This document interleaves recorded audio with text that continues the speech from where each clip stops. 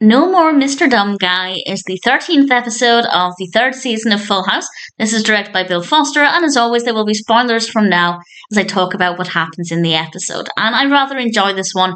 It's focused mostly on Jesse and definitely provides some interesting food for thought.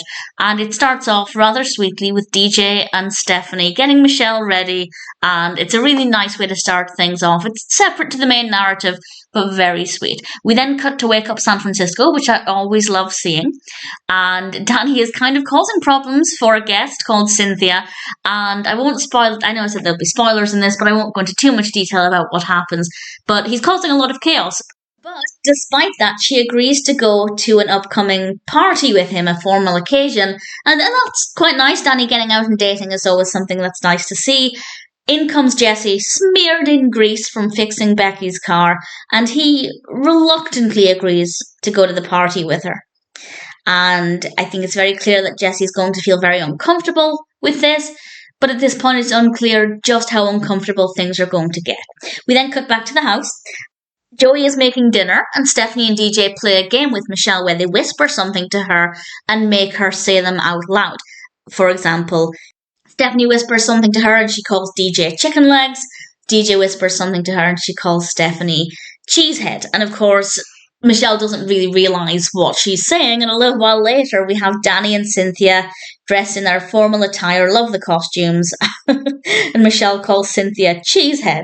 And I feel like this is something children do quite often, where they repeat things they've heard, but they don't really understand that it's an insult or it's not a nice thing to say. So it's quite a funny moment, and I think probably relatable in a lot of ways. Meanwhile, Jesse is upstairs trying to become smarter by listening to classical music and reading a lot of books, and obviously time is of the essence here. And it's very clear to see that he's really nervous about going to this party because there are going to be a lot of intellectual people there. He really doesn't want to go. He's clearly going to feel very uncomfortable about this. He tries to fake a fever. It doesn't work. Becky demands that he gets ready and goes with her. And then Eric arrives at the house, and Eric is actually Becky's former professor.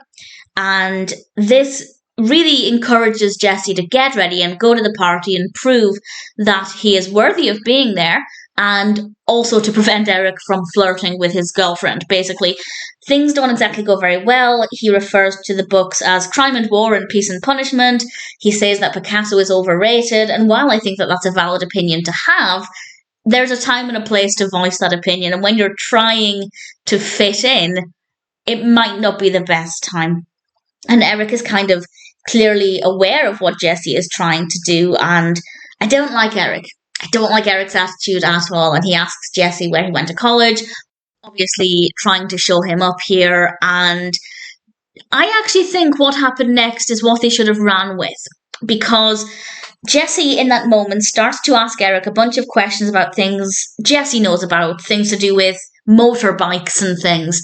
And I think that would have been a great way to take the episode, to show that actually there are different kinds of knowledge and there are different kinds of intelligence. And I really wish Eric had not known the answers, because that would have been a really great message to show that actually just because you are knowledgeable about X, Y, and Z, you don't know everything. And Jesse actually has a lot of knowledge about different things.